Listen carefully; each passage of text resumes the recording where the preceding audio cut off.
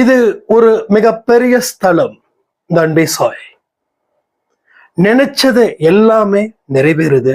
டெஃபினட்டா நீங்களும் வீடு வாங்க போறீங்க. அடுத்த 6 மாசத்துல இருந்து அடுத்த 2 வருஷத்துக்குள்ள. ஒன்னே ஒண்ணுதான், இவ்வளவு நம்பிக்கை இருந்த போதும். பெரிய அதிசயமும் அற்புதத்தையும் அவர் ஏற்படுத்தாமல் விட மாட்டார்.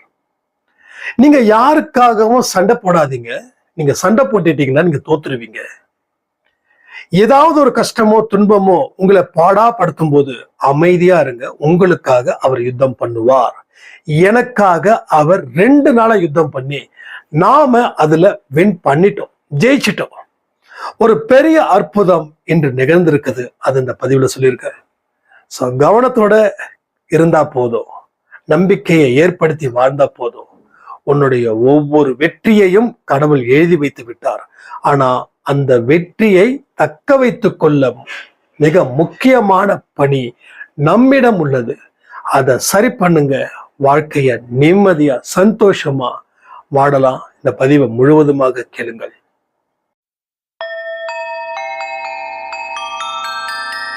ஓம் சாயிரா சாயிரா, ஓம் சாயிரா சாயிரா, ஓம் சாயிரா சாயிரா, அன்பே சாயிரா, பேரன்பே சாயிரா, அகிலம் தளிக்க ஆத்மா விழிக்க அனுதினம் சாயிரா, எங்கள் அன்பே சாயிரா.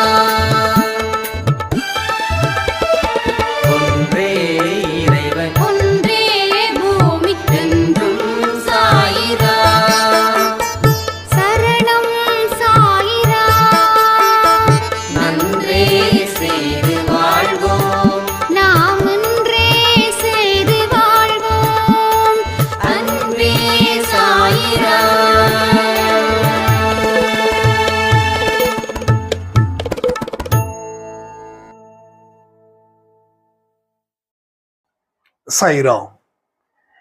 என் உயிரின் உயிரானவர்களே, அனைவருக்கும் இந்த வாரம் நல்ல நாளாக இருக்கணும்னு சாயப்பா கிட்ட பிரார்த்தனை பண்ணிக்கிறேன். சாயப்பாவோட மிராக்கள் வேற லெவல்ல இருக்குதுங்க.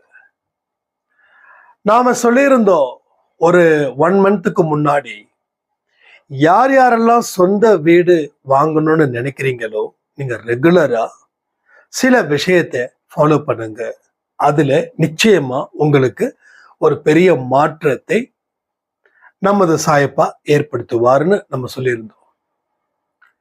அதுல கிட்டத்தட்ட ஒரு 5 பேர் வீடு வாங்கியிருக்காங்க. 6வதா நம்மளும் இருக்கோம். எப்படின்னா, இந்த வீடு நான் ஏற்கனவே சொல்லியிருந்தேன், நம்ம வாடகைக்கு தான் இந்த வீட்டில இருக்கோம். திடீர்னு அவர் சொன்னாரம்மா, காலி பண்ணணும், நான் உங்க வீடை சேல் பண்ண போறோம், பட் எனக்கு நீ வாங்கணும். அதாவது என்ன, நீ வாங்கணும். இந்த வீடை நீ எவ்வளவு நேசிக்கிறேன்னு தெரியும் எனக்கு. நீ பையன் மாதிரி. ஆனா இந்த வீடை ப்ராப்பர்ட்டியை வித்துட்டு நாங்க வேற ப்ராப்பர்ட்டி வாங்கணும். நாங்க என்ன பண்றதுன்னு தெரியல. ஆனா நீ தான் இந்த வீட்டுல இருக்கணும் அப்படின்னாங்க. நம்ம திடீர்னு நமக்கு அவ்வளவு கேஷ் இல்லை, 60 லட்சம் ரூபாய் கேஷ் இல்லை. ஸோ நம்ம என்ன பிளான் பண்ணோம், நான் ஆக்சுவலா வீடு பெருசா நான் ஆசைப்படுறது இல்லை, இருக்க ஒரு இடம் அவ்வளவுதான், வேற ஒன்றும் இல்லை. ஸோ இப்படி இருக்கும்போது திடீர்னு சிஸ்டர் கிட்ட நான் கேட்குறேன். அதுவும் விஷ்ணு சாய் மூலமா தான் இந்த விஷயம் நடக்குது. பேசாம நம்ம அத்தை கிட்ட கேட்கலாம் அப்படின்னு. சரி, ஓகே அப்படின்னு ஓன் சிஸ்டர்கிட்ட கேட்குறேன். அவங்களுக்கு இந்த அப்பார்ட்மெண்ட் அப்படின்னாவே அவங்களுக்கு சுத்தமா பிடிக்காது. ஏன்னா தனி வீடு அப்படி இருந்தாதான் இதா இருக்கும். ஸோ ஒண்ணுமே பில்டிங் தான் இவ்வளவுதான காசு, பட் லேண்டு அதெல்லாம் பார்க்கும்போது நமக்கு ஒண்ணுமே இல்லையே அப்படின்னு இருக்கிறவங்க. அவங்க ஃபாரின்ல இருக்காங்க, பட் நல்லா கடவுளோட புண்ணியத்துல நல்லா செட்டில்டு. ஸோ இப்போ கூட அந்த சன்மார்க்க சங்கத்துக்கு 10,000 அனுப்பி நான் ஸ்டேட்டஸ் போட்டிருந்தேன் இல்லையா, அது அவரோட கேஷ் தான் அது. ஸோ என்ன ஒரு விஷயம் அப்படின்னா, அவருக்கு அப்பார்ட்மெண்ட் வாங்க பிடிக்காது, உடன்பாடு இல்லை. எனக்கு இந்த வீட்டை விட்டு போகணுமா அப்படின்னு சொல்லி, ஏன்னா சாயப்பா நல்லா செட்டில் ஆயிட்டாரு இங்க, ரொம்ப சில் பிளேஸ், ஓகே. பட் எதுவாக இருந்தாலும் ஏற்றுக்க வேண்டிய பொறுப்பு தான் நம்மது. ஸோ இவங்க அப்பார்ட்மெண்ட் வாங்குறதுக்கு ஐடியா இல்லைன்னும் போது நம்ம வீடு பார்க்க ஆரம்பிச்சிட்டோம். வாடகைக்கு. அப்போ அம்மா அப்பாலாம் இருக்கும்போது பார்த்தீங்கன்னா 3 பெட்ரூம் கிட்டத்தட்ட 25,000 ரூபாய் இப்போ நான் கொடுத்துட்டு இருக்கிற வாடகை. ஏன் டீட்டெயில்டாக சொல்கிறேன் அப்படின்னா தெரிஞ்சுக்கோங்க அவரோட அற்புதம் எந்த அளவில் இருக்குதுன்றதுக்காக தான் நான் இவ்வளோ தூரம் பேசிட்டு இருக்கேன். ஓகேவா? ஸோ இதெல்லாம் ஒரு ஆங்கிளில் போகுது. அவங்களுக்கு சரி அப்பார்ட்மெண்ட் எப்படின்னா அவ்வளோ தூரம் வாங்க முடியும், அதனால முடியாது, வேண்டாம் அப்படின்ட்டாங்க. சரி, ஓகே, நோ ப்ராப்ளம். நம்ம யாரையும் ஃபோர்ஸ் பண்ணக்கூடாது. நமக்கு ஒரு கஷ்டம் வருதுன்னா அது ஏதோ ஒரு இஷ்டப்பட்ட வாழ்க்கை வாழ்வதற்கு தான் அப்படின்னு நம்ம நினைச்சு நம்ம வீடு பார்க்க ஆரம்பிச்சுட்டோம். வீடு 25,000 அப்படி இப்படி சொன்னாங்க. பட் 12 கொடுத்துட்டு இருக்கோம். 25ன்றது இட்ஸ் அ ஹியூஜ் அமௌண்ட் அது. ஏன்னா கிட்டத்தட்ட அப்படியே 2 மடங்கு அப்படின்னும் போது நம்ம செலவு, நம்ம கமிட்மெண்ட்டு இதெல்லாம் நம்ம பார்க்கணும். பட் நமக்கு இந்த முதல்ல இந்த லோனு அதெல்லாம் நமக்கு செட் ஆகாது என்னைக்கும். ஸோ சொந்த வீடு வாங்கலாம், கண்டிப்பாக வாங்கலாம். பட் அதுக்கு மாதம் 40,000-50,000 கட்டணும். ஒரு பாதி அமௌண்ட் வச்சுட்டு மீதி பாதி அமௌண்ட் லோன் போட்டால் கூட பரவாயில்ல. நம்ம ஃபுல்லாக லோனை போட்டு மாதம் மாதம் கொடுத்து அது கண்ணு விழி பிதுங்கி நின்று அது நமக்கு ப்ராப்ளம். ஸோ அதனால சரி, ஓகே, நோ ப்ராப்ளம். உங்கள் ஓகேன்னா நீங்கள் பண்ணுங்க, இல்லைன்னா நான் வாடகைக்கு நான் போய்க்கிறேன். ஓகே, நேற்று வேண்டானே முடிவு பண்ணிட்டாங்க. பட் அவர் சொன்னார் அம்மா கிட்ட. நான் என்ன சொன்னேன், இல்லைம்மா வேண்டான்னு. இல்லைப்பா, நீ ஏதாவது முயற்சி பண்ணு. எனக்கு நீ இருக்கிறது சொந்த வீடு, நீ இருக்கிறது போல இருக்கும், நீ என்னோட பையன் அப்படி சொன்னாங்க. பட் ரொம்ப பாசக்கார அம்மா. ஸோ கடவுளுடைய அருளால தான் எனக்கு எல்லாமே நல்லபடியா இங்கே நடக்குது. அது 100% உண்மை. ஸோ இப்படி போயிட்டு இருக்குது. ஃபைனலி இன்னைக்கு காலையில எகைன் என்கிட்ட கேட்குறாங்க, என்ன சந்தோஷ் வாங்கலாமா? யாரு? சிஸ்டர். நான் தான் சொன்னேன், வாங்கலாம், வீடு சூப்பர், நல்லா பக்காவா இருக்கும், எந்த பிரச்சனையும் கிடையாது. ஸோ நான் வாடகை 12,000 கொடுக்குறேன். Just I can continue. உன்னோட வாடகை என்னும் போது நான் கொடுத்துட்றேன் நான் அப்படின்னு. அதெல்லாம் ஒன்றும் பிரச்சனை இல்லை. பட் அப்பார்ட்மெண்ட்டாக இருக்குது, அதை யோசிச்சு பண்ணுங்க அப்படின்னு. அப்போ நீ எங்கே போவ? 25,000 ரூபாய் ஆகுதுன்னு சொல்கிறாங்க. பரவாயில்ல, நான் பார்த்துக்கிறேன், கடவுள் இருக்காரு அப்படின்னு.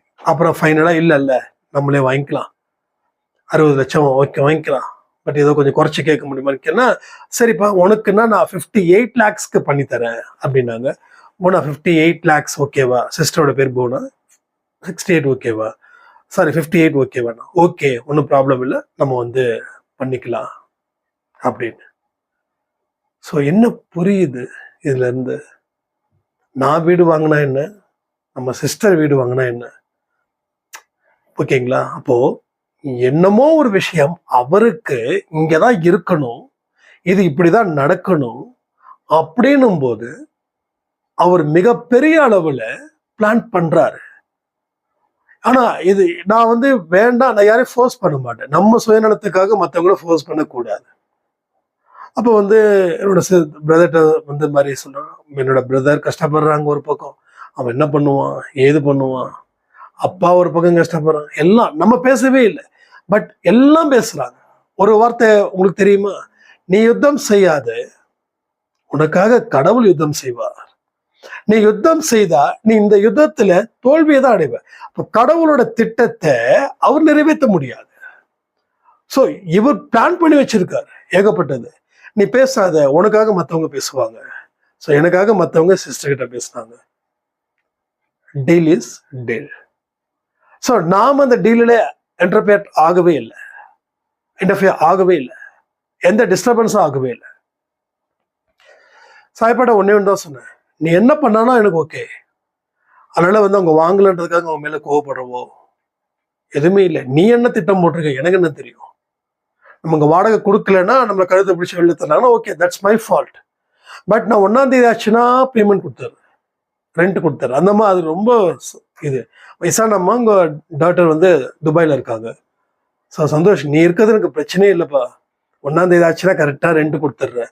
இல்லைன்னா நான் வயசானவன்னு சொல்லி என்னை ஏகப்பட்ட பேர் ஏமாத்திட்டு இருக்காங்க அப்படி இப்படின்னு. ஸோ அடுத்தவங்க பலகீனத்தை நம்ம பயன்படுத்திக்க கூடாது. தட்ஸ் அன்பே சாயோடைய மிக முக்கியமான ஒரு இது. ஸோ நம்ம பண்ணுவோமா? பண்ண மாட்டோம். ஸோ என்ன நடந்தது? அவ்வளோ அழகா, அவ்வளோ அற்புதமா டீல் வித்தின் 2 days சாய்ப்பா நடத்தி கொடுத்துருக்காருன்னா எவ்வளோ பெரிய விஷயம். ஸோ அதான் சொல்றேன், நம்பிக்கையோடு நீங்க உங்க வாழ்க்கைய செயல்பட ஆரம்பிங்க. ஆரம்பிச்சதுக்கு அப்புறம் உங்க வாழ்க்கையில ஏற்ற தாழ்வுகள் பெரிய அளவுல இருக்கும். அது தாழ்வு எந்த அளவுல இருக்கீங்களோ அதை விட ஏற்றம் அதிகரிக்கும். ஏற்றம் 10 மடங்கு அதிகரிக்கும். 10 இல்ல 100. ஸோ ஒரு பாலை இப்படி தூக்கி இங்க நான் நிக்கிறேன்னு வச்சுக்கோங்களேன், இங்க நிக்கிற ஃபோன் தான் வந்து இதுன்னு வச்சுக்கோங்களேன், வால். இப்படி நான் தூக்கி போடும்போது இவ்வளவு தூரம் தான் நான் தூக்கி போடுறேன். ஆனா நான் அழுத்தம் எந்த அளவுக்கு அழுத்துறனோ அந்த அளவுக்கு பால் வந்துட்டு கிட்ட வருது. ஸோ இப்படி தூக்கணும்னா பால் வந்து கிட்டத்தட்ட 10 அடி போய் நிற்கும். ஸோ இறக்கம் எந்த அளவுக்கு இருக்குதோ அந்த அளவுக்கு ஏற்றம் இருக்கும். எந்த அளவுக்கு உள்வாங்குறோமோ அதை விட வெளியேற்றம் வந்து ஜாஸ்தி இருக்கும். கொஞ்சம் நம்பிக்கை வைங்க, ஜஸ்ட் கொஞ்சம் வைங்க, பெரிய ஒரு அதிசயத்தை நீங்க காண்பாய். அவ்வளவுதான், வேற ஒண்ணுமே இல்லை. ஸோ நான் வந்து வீடு வாங்கணுன்றதுக்காக நம்ம அந்த ஆடியோ மேக் பண்ணல. ஸோ டெஃபினட்டா பண்ணல, அது உங்களுக்கு தெரியும். இயல்பா ஒரு விஷயம் தான் நம்ம நடக்குது, இயல்பா தான் இருக்கு. எல்லாமே வந்து இங்க பிளான்ஸோ இல்ல எதுவுமே கிடையாது. எவரிதிங் கடவுளோட பிளான். நாம் என்னது, ஜஸ்ட் ஒரு சர்வெண்ட். ஸோ யார் முதலாளி? ஒருவன் முதலாளி, உலகில் மற்றவன் தொழிலாளி. அது அந்த பாட்டோட அர்த்தமே தான். ஸோ நாம ரிலையன்ஸ் கம்பெனியா கூட இரு, ஆனா உனக்கு முதலாளி யார் இருக்கா? கடவுள். நீ 1,00,000 பேருக்கு முதலாளியா இரு, ஆனா உனக்கு மேல யாரு இருக்கா? மோடி இந்த நாட்டையே ஆள்றாரு, ஆனா அவரு தான் முதலாளியா? அவர்கிட்ட கேட்டு பாருங்க. அவருக்கு கடவுளோட நம்பிக்கை அது போல, கடவுளோட நம்பிக்கை அது போல. ஸோ எவ்வளவு பெரிய டாக்டரா இருக்கட்டும், எவ்வளவு பெரிய ஸ்பெஷலிஸ்டா இருக்கட்டும், அவங்களால ஒரு ஆப்ரேஷனை பெரிய ஆளா இருந்தா சக்சஸ் பண்ண முடியுமா? காட் கிரேஸ் ஒன்று இருக்கணும். அது இருந்தாதான் இங்க எவரிதிங் இஸ் அ பக்கா, இஸ் அ பாசிபிள், இல்ல இஸ் அ சக்சஸ். ஸோ சக்சஸோட ரேஷியோவே தான். அப்ப கடவுளை வணங்கு, நீ பணிவா இரு. நீ வந்து உனக்கு தேவை நடக்கல அப்படின்னா யாரையும் எதிரியா பாவிச்சிடாத.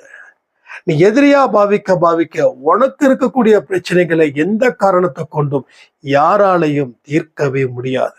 அமைதியான முறையில போராடு. உன்னுடைய கடமைகளில் மட்டும் கவனத்தை வை. விருப்பத்துடன் வாழ, வெறுப்புடன் வாழாத. வாழ்க்கையில எந்த மாதிரி திருப்பங்கள் வந்தாலும் சோர்ந்து விடாது. நீ சோர்ந்துட்டனா எல்லாமே போயிடும். பட் தாண்டி ஒரு ஸ்ட்ராங் ஃபவுண்டேஷன் உன்னால ஏற்படுத்த முடியும். ஒரு பேசிக் லைஃபுக்காக நீ போராடுற, ஆனா கடவுள் உனக்கு அற்புதம் வாழ்க்கையை கொடுக்கறதுக்காக இஸ் ஸ்ட்ரகிளிங். அவர் ஸ்ட்ரகிள் பண்றாரு. ஆனா நீ ஜஸ்ட் லைக் தட் வந்து ஒரு சிம்பிள் லைஃப்காக போராடுற, ஆனா கடவுள் ஒன்று சிம்பிளா வாழ வைக்கிறதுக்காக போராடல.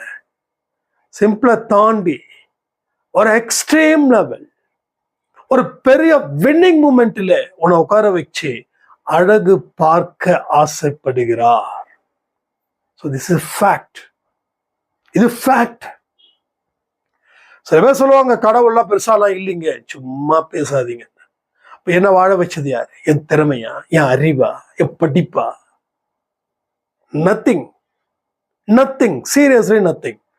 கடவுள் கிட்ட நிக்கிறவங்க அவங்களுக்கு ஒரு உணர்வு நிலை வரும். நம்ம சுத்தமா களிமண்.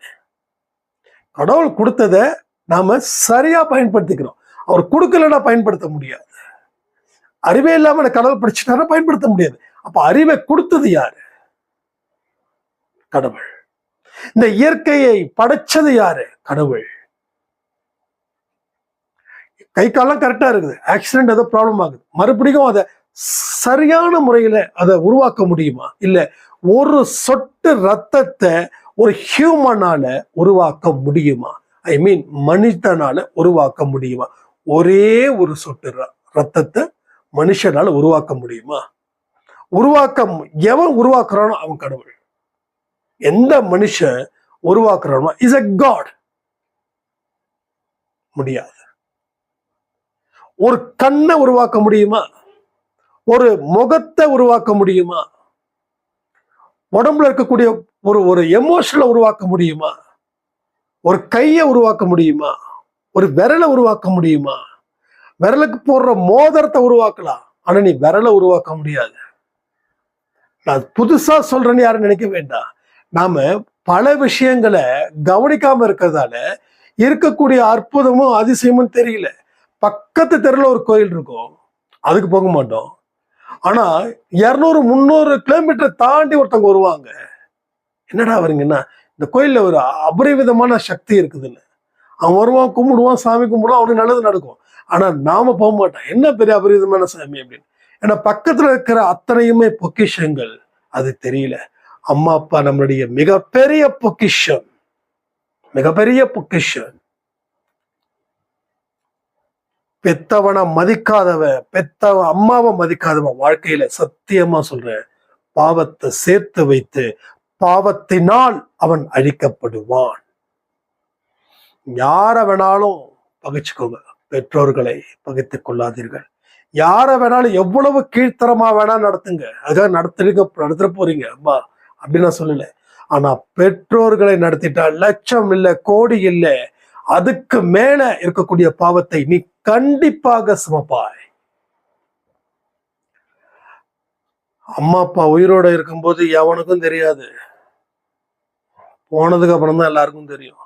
காக்காக்கும் சாப்பாடு வைக்கிறதும், ஊரா சுத்தி எதுக்கு? செத்ததுக்கு அப்புறம் அம்மா என்ன சொல்றாங்கன்னு குறிகேட்டு ஓடுறவங்க நிறைய பேர் இருக்கிறாங்க. நம்ம என்ன சொல்லுவோம்? முதல்ல தப்பு. இறந்தவங்க கிட்ட போய் குறி கேட்க போற, இயற்கைக்கு எதிராக என்ன விஷயத்த செயல்படுறீங்களோ அந்த இயற்கை உன்னை அடக்கி ஆளும். இயற்கைக்கு ஆராய்ச்சி பண்ணவோ, இயற்கைக்கு எதிராக எவன் ஒருவன் செயல்படுகிறானோ அவன் நிலை பரிதாபத்திற்குற நிலையாக மாறிடும். வாழும்போது அம்மாவை தெய்வமா பாரு, மறைஞ்சதுக்கு அப்புறம் அம்மாவை தெய்வமா பார்த்து போட்டோ போட்டு போறது என்னையா அர்த்தம்? ஒண்ணுமே கிடையாது. பெத்தவங்க மனசு என்னைக்குமே குளிரணும். நீ கடவுளை குளிர் வைக்கிறதுக்கு அபிஷேகம் பண்றிய, பெத்தவங்களுக்கு அபிஷேகம் பண்ணிய, வாழ்ந்த நாட்டுல என்னன்னு ஒரு வார்த்தை கேள்விகளை கேட்டிய? இதெல்லாம் செய்யறதாலதான் நான் பேசுறேன். நான் தகுதியானவன் நான் நம்புறேன். எஸ், உங்களுக்கு உடம்பு சரியில்லைன்னாலும், கொஞ்சம் வீக்கா இருந்தாலும், காலையில எழுந்திரிச்ச உடனே அவங்க கூட உட்காந்து பேசி, அவங்க என்னென்னலாம் நான் பண்ணா சிரிப்பாங்களோ அந்த மாதிரி அவங்களுடைய வயசுல அவங்க ஒரு 40-45 வயசுல நான் என்ன சின்ன பையனா இருந்து என்னென்ன குறும்புத்தனத்தை பண்ணணும் அது இந்த வயசுல நான் செய்யறேன். சீரியஸ்லி, இன்னைக்கு காலை கூட அது நடந்தது. நான் பண்ண ஒவ்வொரு விஷயத்துக்கும் அவங்க சிரிச்சாங்க. எனக்கு அது ரொம்ப சந்தோஷம். உன் அம்மாவுக்கு நீ விலை உயர்ந்த கம்மலோ மூக்குத்தியோ பட்டுப்படவையோ இல்லாத ஒரு விஷயம், அம்மாவை சிரிக்க வை போதும். அப்பாவையும் நல்லா பார்த்துக்கோ. 1000 கோவப்படலாம் நம்ம அம்மா இப்படி ஏன் இப்படி பண்றாங்க, ஆனா கோபத்துக்கு அப்புறம் வரக்கூடிய குணம் நமக்கு கொடுக்கணும். அதுதான் முக்கியம். அப்ப எல்லா விஷயமும் இங்க அன்பே சாயில அப்ப சொல்லிக் கொடுக்குறோம். ஏன் எல்லா விஷயமும் இருந்தாதான் நடக்கும். இல்லைன்னா ஒரு 2 வருஷத்துல வீடு வாங்கிட முடியுமா? Yes, no way. நீ எப்படிப்பட்ட மனசுக்கு சொந்தக்காரனா இருக்கிறன்றதை கடவுள் ஓபன் பண்ணி பார்க்கிறாரு. நீ வாங்கறதுக்கு உண்டான தகுதியானவனா இருந்தா அந்த தகுதி உன்னை தேடி வரும். நீ எந்த இடத்தையும் தேடி போக வேண்டிய அவசியம் உனக்கு இல்லை. போக வேண்டிய அவசியம் உனக்கு இல்லை. சோ தைரியமா போராடு. ஒரு அம்மா காலையில பேசுனாங்க, நான் ஒர்க் பண்ற இடத்துல எனக்கு எதிரா இருக்காங்க, இரவு நேரத்துல நான் தனியா போறேன், கடவுள் தான் காப்பாத்திட்டு இருக்காரு. எஸ், கடவுள் தான் காப்பாத்துறாரு.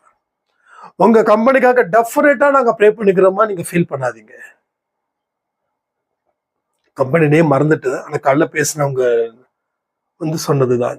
ஸோ கண்டிப்பா உங்களுக்கு ஆதரவாக எல்லா விஷயம் நடக்கும். இல்ல ஒரு மாற்றம் உங்களுக்கு வரும். நீங்க விழக்கூடிய இடம், விழுந்திருக்கக்கூடிய இடம் சாக்கடையாக இருந்தால் அதை எடுத்து வேற ஒரு பன்னீர் ஓடக்கூடிய ஒரு இடத்தில் உங்களை அவர் அமர வைப்பார். ஓகே, சோ மாற்றம் வந்தாலும் எடுத்துக்கோங்க, மாற்றம் வரலன்னாலும் எடுத்துக்கோங்க. இந்த பிரச்சனை இன்னும் சில நாட்கள் மட்டுமே தவிர நாட்கள் தொடராது. அதை மட்டும் மைண்ட் பண்ணிக்கோங்க. சோ கடவுளுடைய அற்புத சக்தி என்று ஒன்று உள்ளது.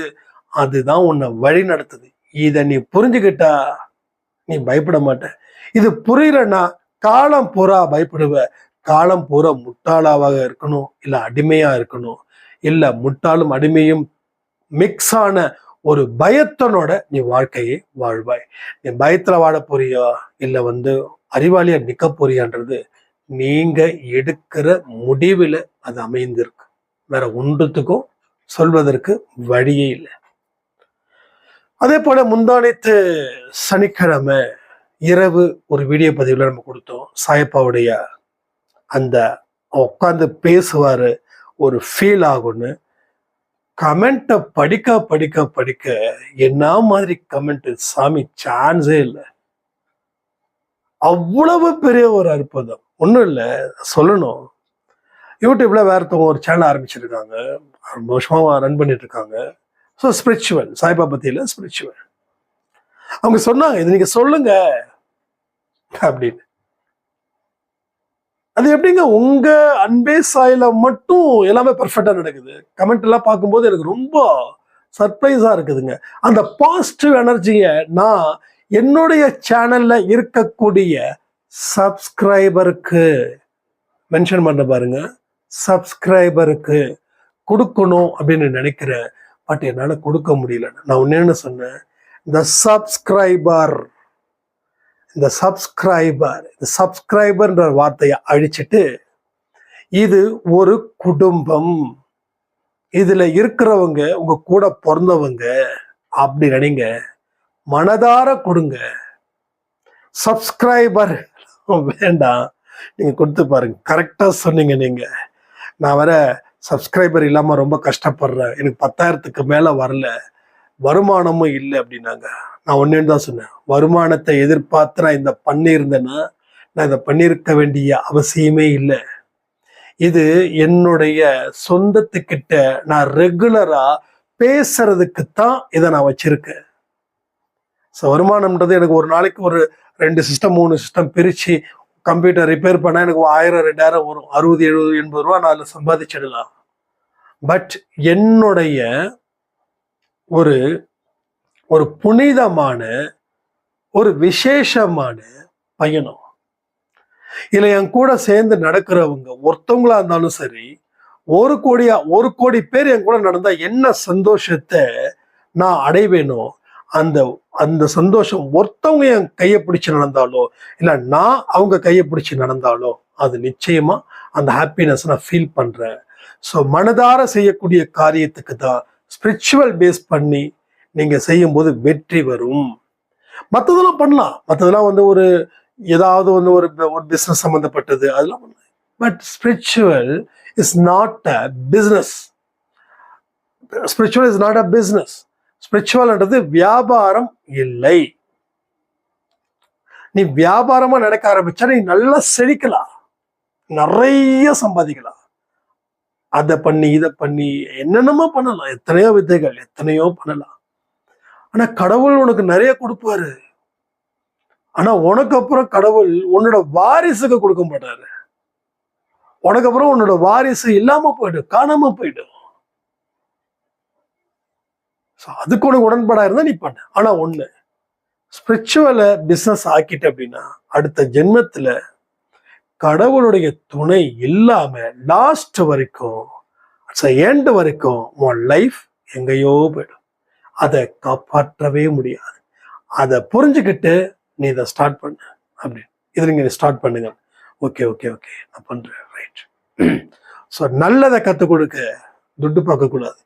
ஆனா துட்டு கொடுக்குறாங்கன்னா அதை வாங்கிக்கோங்க. அது நான் அந்த வாங்குற துட்டை சரியான இடத்துக்கு பயன்படுத்துங்க. அது சரியான இடத்துக்கு பயன்படுத்துங்க. உங்களுடைய வயிற்றுக்குள்ள நிரப்பாம வேற ஒருத்தவங்களுடைய வயிற்றுக்குள் நிரப்ப வேண்டும். அதை தான் நம்ம செய்யணும். சும்மா எடுத்தோம் கவுத்தோம் ஸோ இதெல்லாம் செய்யவே முடியாது. நம்ம இன்னும் கொஞ்ச நாட்கள்ல இந்த மலைவாழ் மக்கள் அவங்களுக்கு நம்ம இது பண்றோம். அது டைமிங் இன்னும் கிடைக்கல.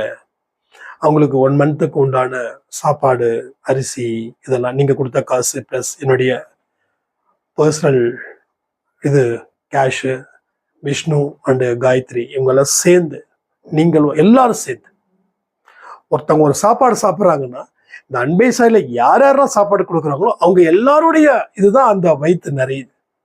ஸோ அதனால இந்த மந்த்துக்குள்ள டெஃபினட்டா வி கேன் டூ, டெஃபினட்டா பண்ணுவோம். ஏன்னா அது நம்ம ஃப்ரெண்டு வந்து கண்ணன் சொன்னாங்க, சார் அவங்கெல்லாம் ஒரு ஒரு மிக்சர் கூட பார்த்தது இல்லை சார், அதை பார்க்கும்போது அந்த குழந்தைங்க சொல்லி அழுகுறாரு. எனக்கு அழுகு வந்துருச்சு. நான் அவங்கள பார்க்க கூட இல்லை, பட் எனக்கு வந்து ரொம்ப ஃபீல் ஆயிடுச்சு. ஸோ அதனால அவங்களுக்கு இந்த மாசம் நம்ம செய்யலாம்னு சொல்லி இது பண்ணோம். அதே மாதிரி இந்த அன்பே சாய் வந்து ஒரு கண்ணன் என்ன சொன்னாங்கன்னா, பேனர் மாதிரி ரெடி பண்ணலாம் சார். வேண்டாம் கண்ணன், இல்லை சார் நிறைய பேர் உங்ககிட்ட ஒரு 100 200 300 கொடுக்குறாங்க சார், 500 1000 கூட கொடுக்குறாங்கன்னு சொல்றீங்க. பட் வந்து அவங்க நம்பிதான் கொடுக்குறாங்க. ஆனா அவங்களுக்கு சில பேர் வந்து என்ன அவர் நீங்க மனுங்க 200 ரூபா கொடுக்குறீங்க, அவங்க தான் கொடுக்குறாரா இல்லைன்னு எப்படி தெரியும் கேட்பாங்க சார். ப்ளீஸ் சார் எனக்காக சார் பண்ணுங்க சார், பின்னாடி ஒண்ணு பேனர் மட்டும் வைப்போம் சார் அப்படி எப்படின்னா. சரி ஓகே, எனக்கு இப்பயும் சொல்றேனே, விளம்பரப்படுத்துறதுல நான் விரும்பல. பட் அட் சேம் டைம் வந்து நீங்க என்ன நம்பி கொடுக்குறீங்க, ஆனா உங்க சம்பந்தப்பட்டவங்க போகுதா இல்லைன்னு உனக்கு எப்படி தெரியும்? அவர் பாட்டுக்கும் நல்ல லக்ஸுரி லைஃப் தானே வாழ்ந்துட்டு இருக்காரு. ஸோ ஒண்ணுதான், இந்த எடுத்த டிஷர்ட்டோட ரேட் வந்து 150 ரூபா, மீஷோல எடுத்தது. இது வந்து வெள்ளி மோதிரம். சும்மா சொல்றேன். இது இது வந்து ஒரு 700 ரூபா. இது வந்து எப்பயோ வாங்கினது. இது வந்து ஜஸ்ட் 25 ருபீஸ் ஒன்லி. இது வந்து 10 ரூபா 15 ரூபா இவ்வளவுதான். இது எதுக்கு நான் சொல்றேன்னா, ப்ரூஃப் பண்ணணும்னு சொல்லல. பட் உங்களுக்கு பின்னாடி யாராவது வந்து உங்களை என்ன சொல்றது உசுப்பி விட்டாங்கன்னா, தலைவர் விஜய் சொன்ன மாதிரி உசுப்பி உம்முன்னு எதிர்ப்பாடு, உம்முன்னு எதிர்ப்பாடு. So don't more that argument.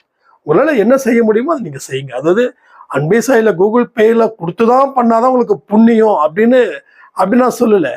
உங்களால முடிஞ்ச அளவுக்கு நேருக்கு நேராக நின்று உதவிகளை செய்யுங்கள். அதுதான் எனக்கு தேவை. பணம் எனக்கு கோடி வந்தாலும் சரி, மில்லியன் வந்தாலும் சரி, நான் இப்படிதான் இருப்பேன். இதே மாதிரிதான் இருப்பேன், இப்படியே தான் இருப்பேன். எனக்கு வந்து பெருசாலாம் ஒன்றும் எனக்கு செலவெல்லாம் இல்லை. நான் மோஸ்ட்லி கருப்பு தான் யூஸ் பண்ணுவேன். கருப்பு டிஷர்ட்டு அது எல்லாமே அதிகபட்சம் 200 250 ரூபா. என்னோட பேண்ட் அதிகபட்சம் 400 ரூபா. மொத்தம் 3 பேண்ட் இருக்கும்.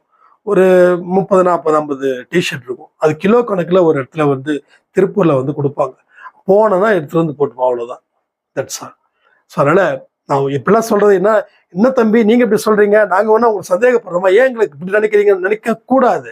நான் அதுக்காக நான் சொல்லல. ஜஸ்ட் ஏதோ உள்ளுக்குள்ள ஒரு விஷயம் சொல்லணும்னு தோணுச்சு, அதை நாம சொன்னோம், அவ்வளவுதான். ஸோ வாழ்க்கையை சந்தோஷமா என்ஜாய் பண்ணுவோம், அற்புதத்தையும் அதிசயத்தையும் பெறுவோம்னு சொல்லி இந்த பதிவை நான் முடிக்கிறேன். ஜெய் சாய்ராம்.